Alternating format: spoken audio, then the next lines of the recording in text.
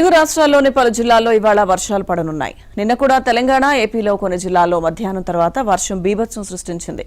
ఉరుములు, మెరుపులకు తోడు ఈదురుగాలులతో కురిసిన అకాల వర్షం అన్నదాతలకు తీరని నష్టాన్ని మిగిల్చింది.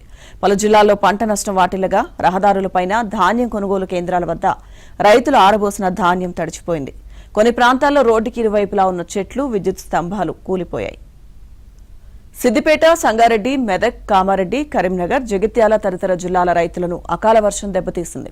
సిద్దిపేట జిల్లాలో గంటన్నరకు పైగా కురిసిన వర్షానికి మార్కెట్ యార్డ్లోని ధాన్యం నీళ్లలో కొట్టుకుపోయింది.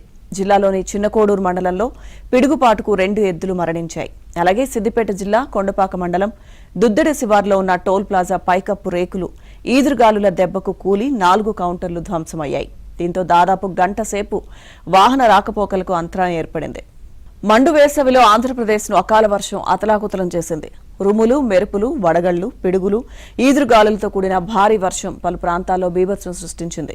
పిడుగులు పడి 6, గాలివాన ధాటికి చెట్టు కూలి ఓ బాలుడు, విద్యుదాఘాతంతో మరొకరు మరణించారు. పెనుగాలులు, భారీ వర్షానికి వేలాది ఎకరాల్లో మామిడి, వరి, బొప్పాయి, మొక్కజొన్న, అరటి పంటలు దెబ్బతిన్నాయి.